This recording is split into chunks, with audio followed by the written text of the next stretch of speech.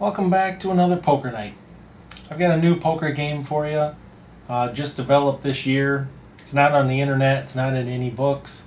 It was developed by the group of people that I play with, and we named it the Flying Dutchman. Just keep watching the video, I'll show you how to play it and deal it. Here's how you play and deal the Flying Dutchman. It's a 7-card game. There is a wild card involved. Every player is going to get 7 down cards, but the players cannot look at their cards. And throughout the game, as pairs come up on the table, the wild card is going to change. It's kind of the object of the game. So you're going to determine your ante. I'm going to say each chip is worth a quarter and the ante is a quarter. Deal all your players 7 down cards, but do not let them look at them. And then the next card on the deck, you're going to flip up in the center of the table. Now this determines that 4s are wild. This card is not used in your hand. You're only using the 7 cards you're dealt with. This card here only determines what the wild card is. It's not a playable card. So once your ante's good, player left of dealer or clockwise is going to start the playing action. He's just going to turn over 1 card. And he can bet or check on that 9, whatever he wants to do. We'll say he's going to bet a quarter. Everybody's going to call. Working clockwise, the next player needs to turn over enough cards to beat this 9. He's got a 6, 5, an 8, a 3, not looking too good, a jack. So the jack beats the 9. So this player here can bet or check, whatever he wants. We'll say he's going to bet a quarter. Everybody's going to call. Still working clockwise. The next player, which is me, the dealer, I have to turn over enough cards to beat that jack. So I got a 4, which 4s are wild. So right now I have a pair of 7s. That beats the jack. So I'm going to bet a quarter and everybody's going to call. Now once a pair shows up on the table, this wild card is going to change. That's where it gets interesting. This player here, he needs to beat my pair of 7s. He's got an ace, a 7, a duck, pair of 7s. So now the wild card is going to change. So I just take the next card on the deck. So now kings are wild.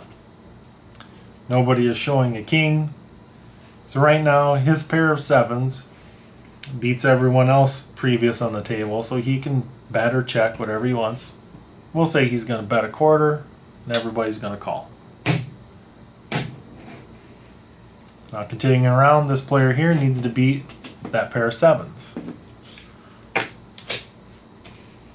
So he's got a pair of 8s. So he beats the 7s, so he can bet or check, but he's going to bet a quarter. Everybody will call.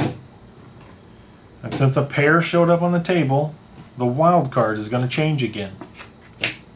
Now jacks are wild. Now he's got 3 8s. Nobody else is showing jacks but this player here.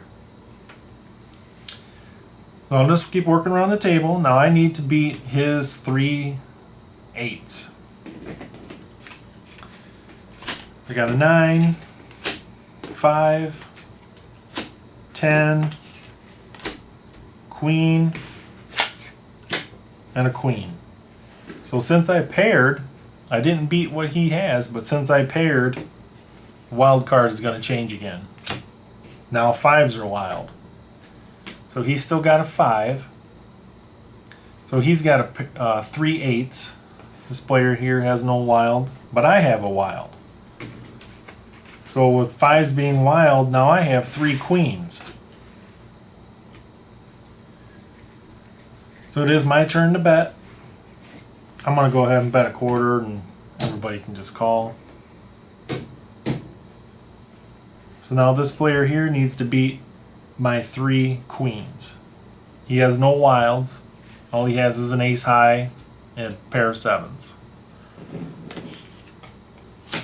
He's got a 10. So he paired the board. So now the wild card is going to change again. Now sixes are wild. So this player here, he's got 10s and 7s. No wild cards. This player here has a 6. So he's got a pair of 8s, which means he has...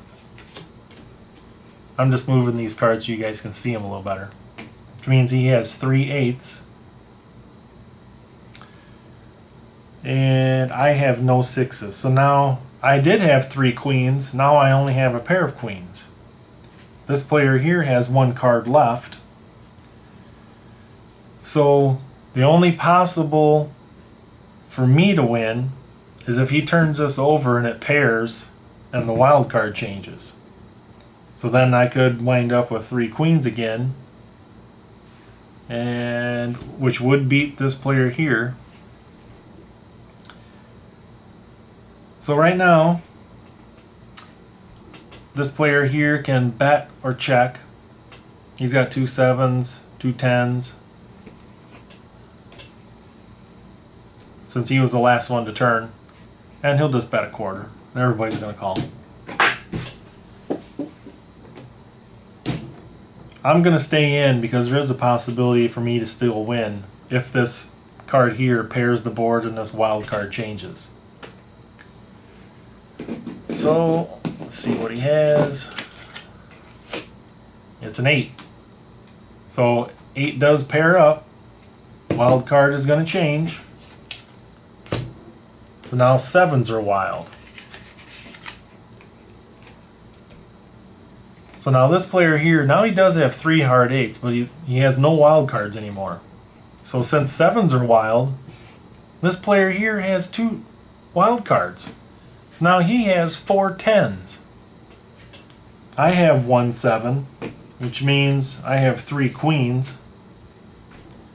Well, you see how this player here was kind of 50-50 on winning? Now he's got 4 10s just because of that last pair on the board. This player here was looking like he was definitely going to win and lost. So that ends the game. So this player here is going to win the chip stack. And then once the game's over, I know you guys are going to play it again because it's probably one of my favorite games. And we kind of call it the Flying Dutchman because the Flying Dutchman's a ship that it's kind of destined to always sail to sea. It's never able to port. It's kind of a ghost ship. So once you're in this game, sometimes you looks like you're going to win, sometimes you don't, and you kind of just keep on going.